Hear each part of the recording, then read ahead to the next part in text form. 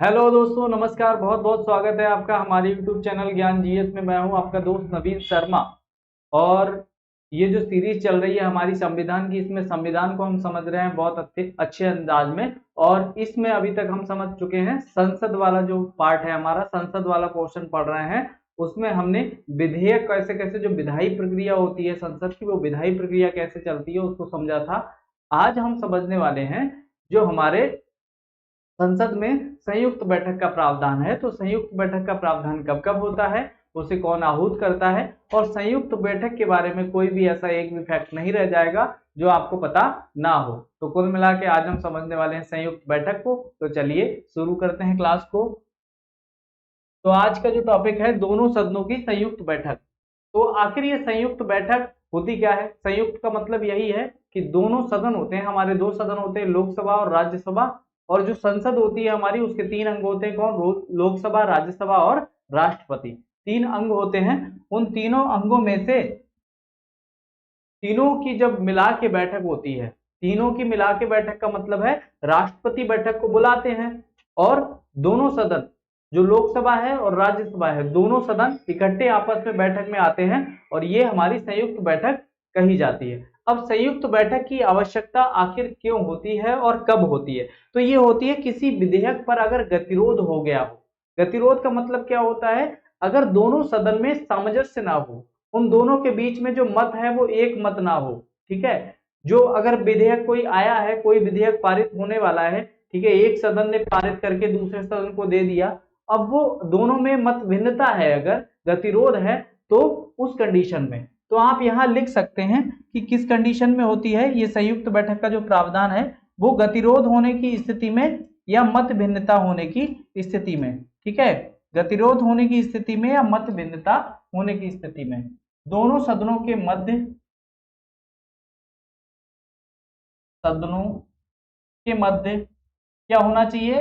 या तो गतिरोध हो, गतिरोध हो, या क्या हो? मत भिन्नता। मत भिन्नता, मत भिन्नता, गतिरोध हो, या आप कह सकते हैं कि विवाद हो।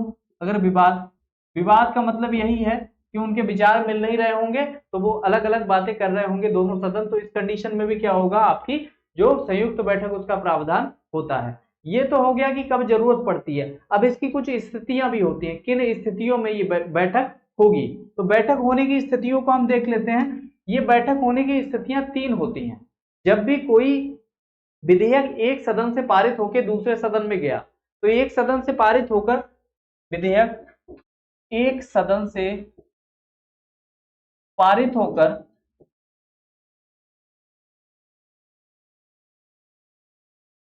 दूसरे सदन में जाता है,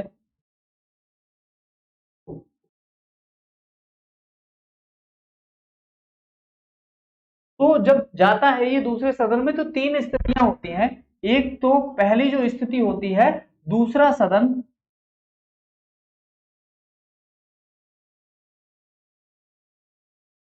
अस्वीकार कर दे,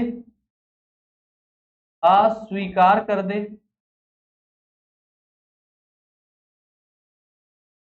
क्या अस्वीकार कर दे? विधेयक को। ठीक है, विधेयक आप याद रखेंगे, विधेयक को अगर दूसरा सदन अस्वीकार कर देता है, तो उस कंडीशन में हमारी संयुक्त बैठक बुलाई जा सकती है।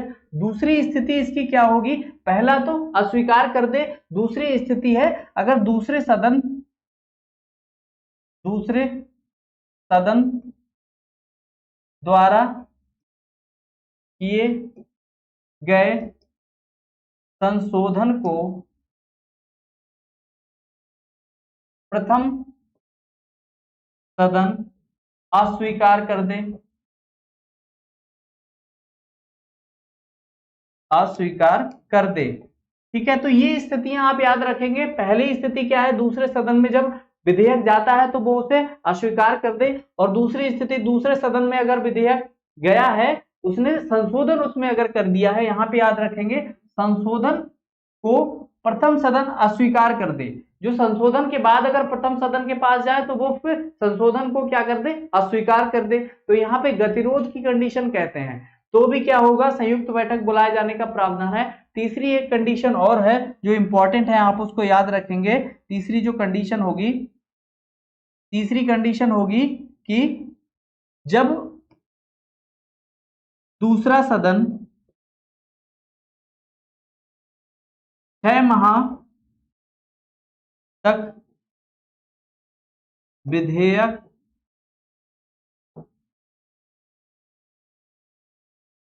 पर कोई प्रतिक्रिया ना दे,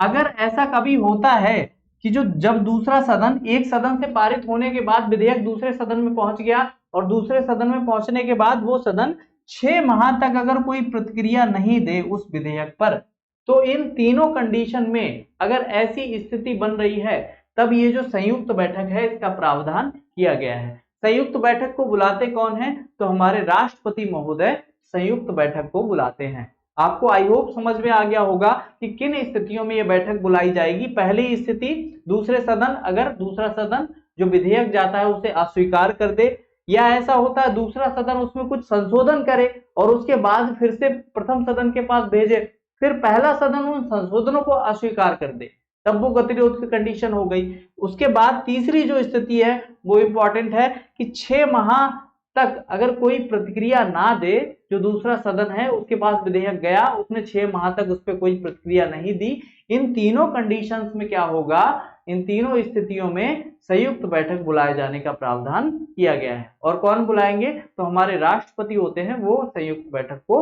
आहूत करते हैं या बुलाते हैं। ये तो हो गई किन स्थितियों में बुलाई जाएगी संयुक्त बैठक।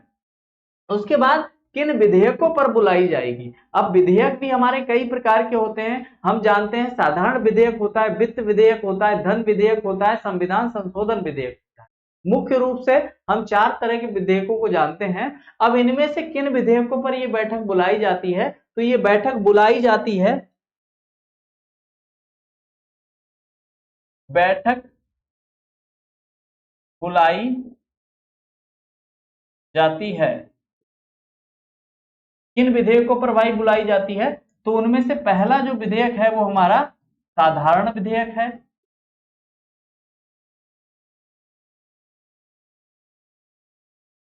ये साधारण विधेयक हो गया। और दूसरा जो विधेयक है हमारा वो है वित्त विधेयक।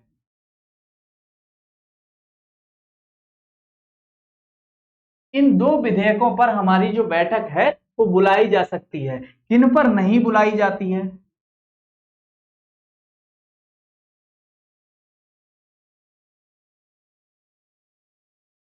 नहीं बुलाई जाती है। अब किन पर नहीं बुलाई जाती है इनको भी देख लेते हैं हम, क्योंकि हमें ये भी जरूरी है। और यहां से डायरेक्ट आपका क्वेश्चन पूछा जाता है कि संयुक्त बैठक कौन से विधेयक पे नहीं बुलाई जा सकती है, या संयुक्त बैठक बुलाए जाने का प्रावधान किन विधेयकों के संबंध में है। ऐसे डायरेक्ट कई बार 1000 बार क्वेश्चन पूछा गया है और ये बहुत इंपॉर्टेंट है। आप इसको स्टार लगा सकते हैं, ये आपको याद रखनी है। दोनों बातें बहुत इंपॉर्टेंट है, इनसे कई बार क्वेश्चन पूछा गया है। तो ये कौन से विधेयक होंगे? एक तो आपका बचा है धन विधेयक, और अगला कौन सा है दूसरा? संविधान संशोधन विधेयक। संविधान संशोधन विधेयक। ये दो विधेयक ऐसे हैं जिन पर संयुक्त बैठक बुलाए जाने का प्रावधान नहीं होता है। तो आप याद रखेंगे, इन पर नहीं बुलाई जाती है संयुक्त बैठक और इन पर हमारी संयुक्त बैठक बुलाई जाती है। ये चारों विधेयक हैं और चारों विधेयक में से 2 पे बुलाई जाती है, 2 के संबंध में संयुक्त बैठक बुलाए जाने का प्रावधान नहीं है। तो ये हो गई संयुक्त बैठक किन कंडीशंस में बुलाई जाती है। ठीक है, इसके बाद हम लोग देखते हैं अगला हमारा लोकसभा के विघटन से छूटा विधेयक। लोकसभा के विघटन से छूटा विधेयक, ये जो लिखा है इसका मतलब क्या होता है?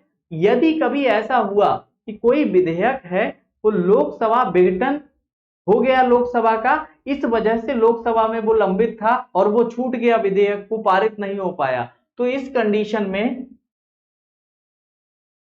इस स्थिति में संयुक्त बैठक नहीं बुलाई जा सकती। संयुक्त बैठक का प्रावधान नहीं है।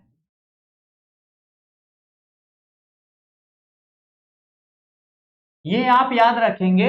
अगर लोकसभा का विघटन हो गया है, लोकसभा के विघटन होने के बाद उसमें क्या था, पहले कोई विधेयक लंबित था, तो वो अगर विधेयक विघटन की वजह से छूट गया है, उसको वो पारित नहीं हो पाया दूसरे सदन से, लोकसभा के विघटन से, तो उस कंडीशन में क्या होगा, संयुक्त बैठक बुलाए जाने का प्रावधान नहीं होगा। लेकिन यहां पे भी एक कंडीशन और बनती है। वो क्या कंडीशन बनती है, वो ये कंडीशन बनती है कि अगर यदि विघटन के पूर्व राष्ट्रपति द्वारा संयुक्त बैठक का नोटिस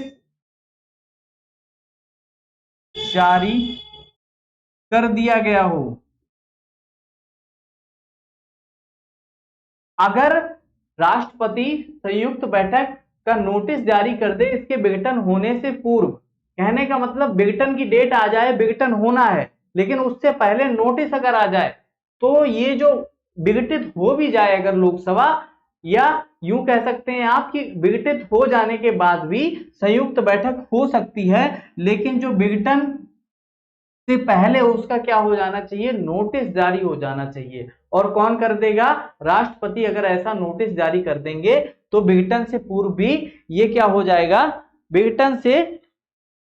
विघटन के बाद भी संयुक्त बैठक हो जाने का प्रावधान है। ठीक है, ये आप याद रखेंगे। उसके बाद अगली जो कंडीशन क्या होती है हमारी, ये तो हो गया कि जब विघटन होता है उसमें तब। अब एक बात है कि इसकी अध्यक्षता कौन करेगा। ठीक है, अगली कंडीशन जो आती है हमारी, अध्यक्षता कौन करेगा। तो अध्यक्षता कौन करेगा, यहीं पे हम लिख लेते हैं, अध्यक्षता कौन करेगा।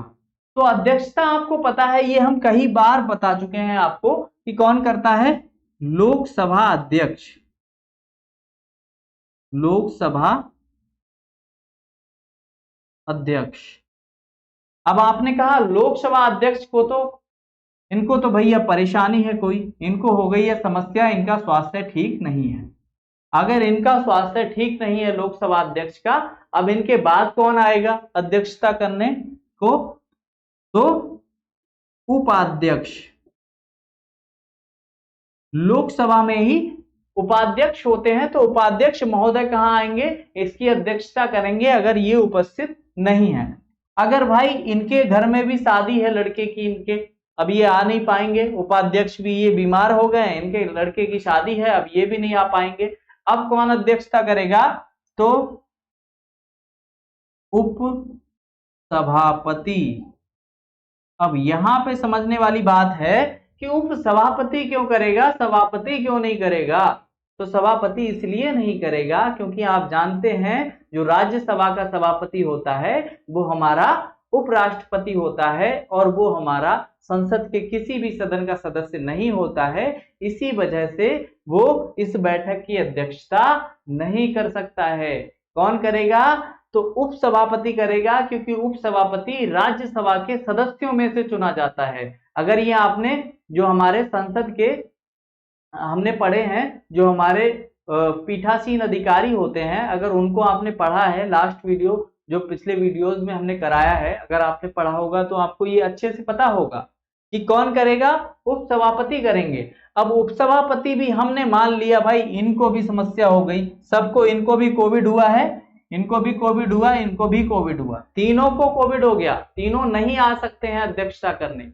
अब उस कंडीशन में क्या होगा, ये बच्चों के दिमाग में क्यूरियोसिटी रहती है कि ये भी ना हो, ये भी ना हो, ये भी ना हो, तब बताओ क्या होगा, तब माने।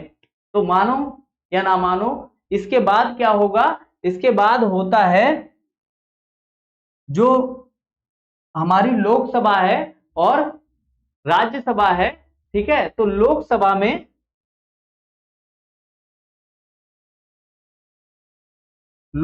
में प्लस राज्यसभा में जो उपस्थित सदस्य होंगे, ठीक है, लोकसभा में और राज्यसभा में उपस्थित सदस्य होंगे, तो उनके द्वारा ये निर्णय लिया जाएगा कि अब अध्यक्षता कौन करेगा। वो इंस्टेंट वहीं पे निर्णय लिया जाएगा कि अध्यक्षता कौन करेगा। इसमें से प्रबल कौन है, तो लोकसभा प्रबल होगी, क्योंकि सदस्यों की संख्या यहां पर ज्यादा होती। तो आप ये कह सकते हैं कि लोकसभा के सदस्य ये डिसाइड करेंगे उसके बाद कि अध्यक्षता कौन करेगा, अगर इनमें से कोई भी उपस्थित नहीं होता है तब। लेकिन ये बहुत रेयर कंडीशन है, नहीं तो इनमें से ही कोई व्यक्ति अध्यक्षता करता है, ठीक है। तो आप याद रखेंगे कि संयुक्त बैठक की अध्यक्षता कौन करेगा। और लोकसभा का अगर विघटन हो गया है और विघटन के कारण अगर छूट गया है कोई विधेयक, तो उस पर संयुक्त बैठक नहीं बुलाई जाएगी। लेकिन विघटन होने की डेट आ गई है, उससे पहले राष्ट्रपति ने जो संयुक्त बैठक की के लिए नोटिस जारी करना था वो कर दिया है, तो चाहे विघटन हो जाए उसके बाद भी संयुक्त बैठक होगी। तो आप याद रखेंगे ये कंडीशन होती हैं। आगे बढ़ जाते हैं हम लोग, और अब आगे हम समझ लेते हैं कि ये अध्यक्षता हो गई कोरम। अब कोरम होता है एक चीज, आपको पता है कोरम क्या होता है, कोरम को हम लोग डिस्कस कर चुके हैं, ठीक है। कोरम क्या होता है, इसको हिंदी में बोलते हैं, ये इंग्लिश का वर्ड होता है, इसको बोलते हैं गणपूर्ति। तो गणपूर्ति क्या शब्द होता है, इसका मतलब क्या होता है, इसका मतलब हम समझ चुके हैं अपने संसद की, अगर जो पहले वीडियोस हैं पड़ी हुई उनको अगर आपने देखा है, आप हमारे साथ जुड़े हुए हैं लगातार, तो आपको पता होगा कि कोरम या गणपूर्ति क्या होता है। इसको समझाया है हमने बहुत अच्छी तरह से। ये क्या होता है कि जो उपस्थित सदस्य हैं उनका 1/10। अब यहां पे क्या होता है, दोनों सदन होते हैं, दोनों सदन जब होंगे तो दोनों सदनों के उपस्थित सदस्यों के 1/10 सदस्य। 1/10 सदस्य का मतलब क्या है, मिनिमम। ये कितने सदस्य हैं, मिनिमम मतलब निम्नतम इतने सदस्य होने चाहिए। निम्नतम इतने सदस्य जब होंगे तभी जो संयुक्त बैठक है हमारी वो जारी रहेगी या संयुक्त बैठक हो पाएगी। अगर इससे कम सदस्य उपस्थित हुए हैं या इससे कम सदस्य जो दोनों सदन को मिला के 1/10 सदस्य नहीं है, तो उस कंडीशन में क्या होगी, ये जो संयुक्त बैठक है वो नहीं हो पाएगी। दोनों का जो कोरम है कुल मिला के, अब यहाँ पे भी आप याद रख सकते हैं कि लोकसभा जो है हमारा, लोकसभा में क्योंकि 550 सदस्य होते हैं और राज्यसभा में 250 सदस्य होते हैं, तो हमेशा सबसे ज्यादा सदस्य किसमें रहेंगे, तो लोकसभा में। इसीलिए कहा जाता है कि संयुक्त बैठक होती है तो उसमें जो अधिक प्रबल है वो क्या होगा, लोकसभा, ठीक है। लोकसभा अधिक प्रबल रहती है, लोकसभा प्रबल रहती है, और इसी के अनुसार क्या होता है, सारी चीजें लगभग लगभग होती हैं। कह सकते हैं आप कि इसका ज्यादा रोल है। ये रोल तो दोनों का है क्योंकि संयुक्त बैठक है, दोनों में मतभिन्नता नहीं होनी चाहिए, मतभिन्नता को दूर करने के लिए ही बैठक बुलाई जाती है। लेकिन रोल यहाँ पे थोड़ा सा इनका बढ़ जाता है, जहां पे सदस्यों की काउंटिंग की जरूरत होगी वहां इनके सदस्य क्या होंगे, अधिक होंगे। तो आप याद रखेंगे कि लोकसभा का रोल थोड़ा सा ज्यादा होता है। उसके बाद हम देख लेते हैं कि कोरम हो गया हमारा, लोकसभा में सदस्यों की संख्या अधिक होती है, ये तो हमने देख लिया। अब संविधान में इसका उपबंध किया गया है संयुक्त बैठक का कि किन स्थितियों में ये इसमें संशोधन हो सकता है। जो भी हमारा विधेयक है, कोई विधेयक अगर है, किसी विधेयक पर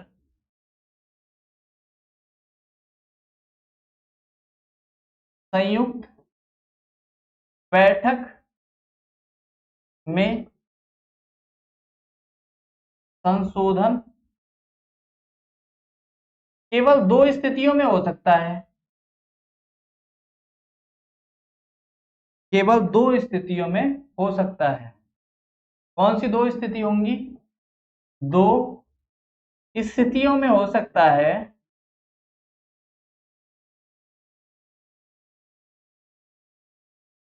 अब दो स्थिति कौन सी होगी? पहली स्थिति क्या होगी, अगर जैसे कोई भी हमारा विधेयक है उस पे संयुक्त बैठक में कोई संशोधन अगर चाहते हो तो उस कंडीशन में दो स्थितियों में केवल संशोधन हो सकता है। पहली स्थिति ये होती है कि संशोधन से संबंधित विषय पर दोनों सदनों में निर्णय ना हो पाया हो। कहने का मतलब क्या हुआ कि जो संशोधन होना है उससे संबंधित जो विषय है उस पे अगर दोनों सदनों में निर्णय नहीं ले पाए हैं, वो निर्णय ले ही नहीं पाए, न्याय निर्णय नहीं कर पाए उनके साथ, तो उस कंडीशन में या तो हो सकता है। और दूसरी कंडीशन क्या होती है? दूसरी कंडीशन होती है वे संशोधन जो इस विधेयक के पारित होने के विलंब के कारणों से अनिवार्य हो गए हों। दूसरा होता है वे संशोधन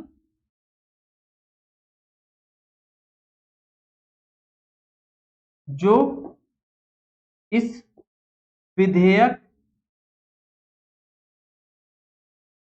के विलंब के कारण अनिवार्य हो गए हों। अब इनको सरल भाषा में थोड़ा आप समझने की कोशिश करिए कि कोई ऐसा विषय है, कोई विधेयक है, उसमें से कोई ऐसा पॉइंट है जिसपे दोनों सदन निर्णय नहीं ले पाए थे, पहले वो निर्णय नहीं ले पाए थे उस विषय पर, तो उस कंडीशन में वो संशोधन संयुक्त बैठक में हो सकता है। पहली बात। दूसरी क्या है? वे संशोधन जो इस विधेयक के विलंब के कारण, ये जो विधेयक है इसमें देरी हो गई और देरी होने के साथ साथ क्या हुआ, जो कंडीशंस थी वो बदल गई, स्थितियां बदल गई। अब पहले की स्थिति और थी लेकिन अब जो स्थिति है उसके अनुसार वो संशोधन हो जाने चाहिए। जैसे आप जानते हैं कि हमारे भारत में जो हमारा आयु निर्धारित की गई थी लड़के लड़कियों की, जिसे कहते हैं विवाह की आयु, तो वो अलग अलग समय पे अलग अलग थी। अगर आप बात करते हैं कि पहले आयु कितनी थी तो 14 वर्ष हुई, 12 वर्ष हुई, इस तरह से सम्मति आयु अधिनियम आया, ठीक है। तो वो सारे बनने के बाद आपने देखा कि उसके बाद में 18 वर्ष हो गई, ठीक है। शारदा एक्ट आया, उसमें 14 वर्ष हुई लड़कियों की आयु, ठीक है, लड़कों की 18 वर्ष हो गई। तो हर स्थिति के अनुसार क्या हो गई, चीजें बदलती रही। तो यही यहाँ पे बताया गया है कि अगर किसी विधेयक में विलंब हुआ है, वो अटका हुआ है बहुत समय से, अब अटके होने की वजह से स्थितियां अब ऐसी हो गई हैं कि उसमें संशोधन होना चाहिए या उसमें कुछ संशोधन हो जाने चाहिए, तो ऐसे संशोधन क्या होंगे, संयुक्त बैठक में हो सकते हैं।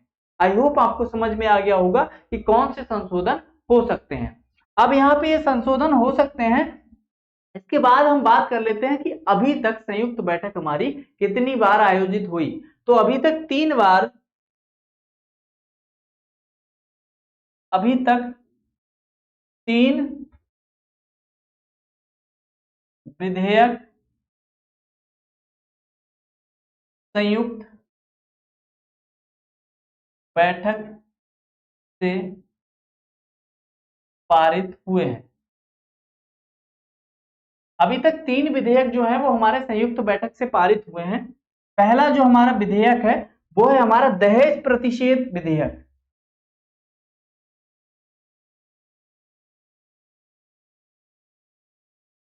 दहेज प्रतिषेध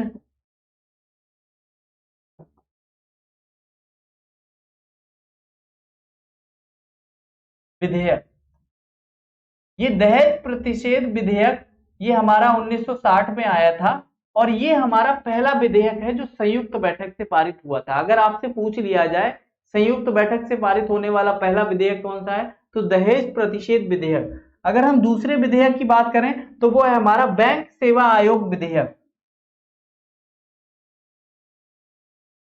बैंक सेवा आयोग विधेयक, ये हमारा विधेयक कब आया था, तो ये 1977 में आया था। उसके बाद एक तीसरा जो हमारा विधेयक है जो पारित हुआ था संयुक्त बैठक से, वो है आतंकवाद निवारण विधेयक। आतंकवाद निवारण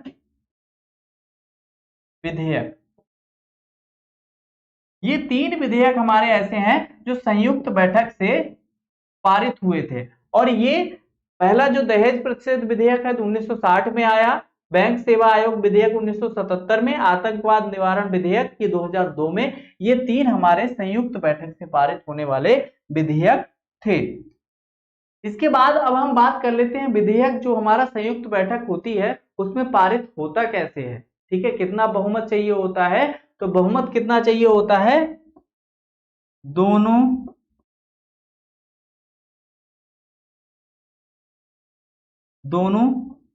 सदनों के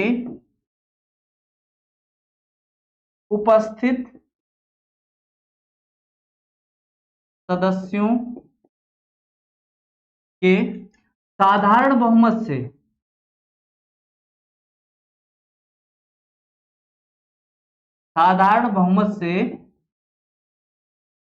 पारित होता है। तो आप याद रखेंगे जब संयुक्त बैठक होगी तो उसमें दोनों सदनों के जो उपस्थित सदस्य होंगे उनके साधारण बहुमत से जो हमारा विधेयक होगा वो पारित हो जाएगा, पारित मान लिया जाएगा। तो ये विधेयक हमारा कैसे पारित होगा, दोनों सदनों की संयुक्त बैठक से। अच्छा, जो हमारा और विधेयक होते हैं, हमने बात कर ली कि हमारे 2 ही विधेयक होते हैं जो संयुक्त बैठक जिन पे बुलाई जा सकती है, वो कौन कौन से होते हैं, हमारा वित्त विधेयक होता है और साधारण विधेयक होता है। उसके बाद 2 विधेयक और होते हैं जिनमें नहीं बुलाई जा सकती, धन विधेयक होता है एक, और एक संविधान संशोधन विधेयक। जो संविधान संशोधन विधेयक है वो हमारा दोनों सदनों से पारित होना आवश्यक है। ठीक है, वो हमारा दोनों सदनों से अलग अलग पारित होना आवश्यक है। और हमारा जो धन विधेयक होता है, धन विधेयक के संबंध में लास्ट वीडियो में हमने धन विधेयक को बहुत अच्छे से समझा है। वित्त विधेयक और धन विधेयक में क्या अंतर होता है, अगर ये आपको नहीं पता है तो आप हमारा लास्ट वीडियो जाके देख सकते हैं। उसमें बताया गया है कि धन विधेयक और वित्त विधेयक में क्या अंतर है। या कई बार एक क्वेश्चन आपसे पूछ लेते हैं कुछ लोग कि सभी धन विधेयक वित्त विधेयक होते हैं या नहीं होते हैं, या आपसे दूसरी तरह से पूछा जा सकता है कि सभी वित्त विधेयक धन विधेयक होते हैं या नहीं होते हैं। तो इन कंडीशंस में कौन से क्वेश्चन सही होंगे, इनके बारे में अगर आपको जानना है तो आप लास्ट वीडियो को देखिएगा, उसमें बहुत डिटेल में बताया गया, आपको बहुत अच्छे से समझ में आ जाएगा। तो आज का जो हमारा वीडियो था, आज का जो हमारा टॉपिक था वो इतना ही था। संयुक्त बैठक का प्रावधान है और उसमें दोनों सदन भाग लेते हैं, लोकसभा राज्यसभा, और राष्ट्रपति इस बैठक को क्या करते हैं, बुलाते हैं, आहूत करते हैं। इसकी अध्यक्षता कौन करते हैं, तो लोकसभा अध्यक्ष करते हैं। लोकसभा अध्यक्ष नहीं होते हैं तो हमारे उपाध्यक्ष करते हैं लोकसभा में, और वो भी अगर उपस्थित नहीं होते हैं तो उपसभापति करते हैं। सभापति क्योंकि किसी भी सदन का सदस्य नहीं होता है, इसीलिए सभापति महोदय को अध्यक्षता करने का हक नहीं है। उसके बाद अगर ये तीनों उपस्थित नहीं होते हैं तो लोकसभा में क्या होता है, वहां के जो सदस्य होते हैं वो ये डिसाइड कर लेते हैं कि कौन इस बैठक की अध्यक्षता करेगा। ठीक है, तो इस तरह से अध्यक्षता होती है। पारित कैसे होता है, तो जो उपस्थित सदस्य होते हैं उनका साधारण बहुमत से ये विधेयक पारित हो जाता है। ठीक है, जो उपस्थित सदस्य होंगे। अच्छा, कोरम कितना होता है, तो कोरम दोनों सदनों के सदस्य कुल मिलाकर उनका 1/10, दोनों सदनों के जो कुल सदस्य संख्या होती है उनका 1/10 से कम नहीं होना चाहिए, नहीं तो ये बैठक नहीं हो पाती है। ठीक है, तो ये कोरम हो गया। और आई होप आपको सारी जानकारियां मिल गई होंगी किन कंडीशंस में ये बैठक है जो हो सकती है। अगर दूसरा सदन क्या करे, कोई विधेयक एक सदन ने पारित कर दिया, दूसरे सदन में गया और वो उसे अस्वीकार कर दे, तो उस कंडीशन में ये बैठक हो सकती है। और क्या कर दे कि दूसरा सदन इसमें अगर कोई संशोधन करके पहले सदन के पास भेजता है और वो उस संशोधन को अस्वीकार कर दे, इस कंडीशन में भी हो सकती है। और तीसरी कंडीशन क्या होती है कि पहला सदन दूसरे सदन के पास भेज दे पारित करके, और दूसरा सदन 6 महीने तक उस पर कोई प्रतिक्रिया ना दे, तो उस कंडीशन में भी ये संयुक्त बैठक हो सकती है। ठीक है, और संयुक्त बैठक में किस कंडीशन में किसी विधेयक पर क्या हो सकता है, संशोधन हो सकता है, तो 2 कंडीशंस में हो सकता है। पहली कंडीशन क्या है कि कोई ऐसा विषय या कोई ऐसा संशोधन है जिसपे दोनों सदन निर्णय अभी तक ना ले पा रहे हों। ठीक है, निर्णय लेने की कंडीशन में नहीं हो या ले ही नहीं पा रहे हों, तो उस कंडीशन में वो संशोधन हो सकता है। और दूसरी कंडीशन क्या होती है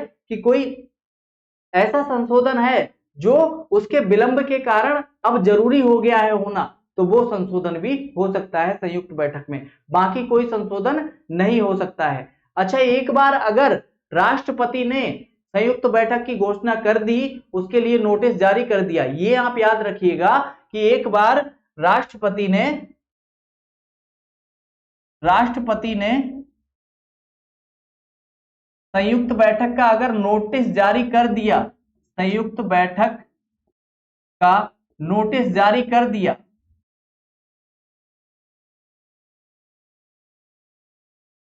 उस कंडीशन में क्या होगा, कोई भी सदस्य, कोई भी सदन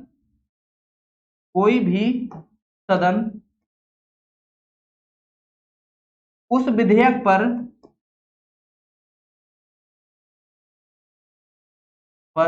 संशोधन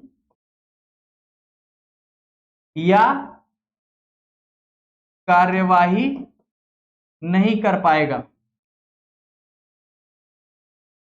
तो आप याद रखेंगे, अगर एक बार राष्ट्रपति ने जो संयुक्त बैठक है उसका नोटिस अगर जारी कर दिया गया है, तो उस कंडीशन में क्या होगा, कोई भी सदन, फिर उनके हाथ से वो शक्ति चली जाती है, फिर उस पर कुछ भी अगर होना है तो वो संयुक्त बैठक में ही होगा। उस पर जो भी निर्णय लिया जाएगा, उस पर जो भी संशोधन होगा, उसमें कोई भी कार्रवाई होनी है तो वो फिर संयुक्त बैठक में ही होगा, उससे पहले कोई भी कार्रवाई नहीं होगी। तो आप याद रखेंगे कि संयुक्त बैठक अगर उसका नोटिस जारी हो गया है तो उसके बाद कोई सदन उस पर कुछ भी नहीं कर सकता है, उसमें कोई चेंज नहीं होगा, संयुक्त बैठक में ही चेंज होगा अगर जो भी चेंज होना है। ठीक है, तो आई होप आपको समझ में आ गया होगा अच्छे से। संयुक्त बैठक एक बहुत महत्वपूर्ण टॉपिक है और इससे क्वेश्चन पूछे जाने की संभावना होती है, और इसमें बहुत सारे ऐसे जगह हैं जहां से क्वेश्चन बन जाता है कि संयुक्त बैठक कौन से विधेयक पे होती है, कौन से पे नहीं होती है, किन कंडीशंस में होती है, ठीक है, किन कंडीशंस में इसमें संशोधन किए जा सकते हैं। तो ये सब बहुत अच्छे कॉन्सेप्चुअल क्वेश्चंस हैं, जो अगर किसी आप स्टेट पीसीएस को देख रहे हैं तो इससे क्वेश्चन बनने की संभावना बहुत अधिक होती है। और इसकी जो अध्यक्षता कौन करता है, यहां से कई बार क्वेश्चन पूछा गया है। ठीक है, तो आई होप आपको वीडियो पसंद आया होगा। मिलते हैं नेक्स्ट वीडियो में किसी अन्य टॉपिक के साथ। नमस्कार।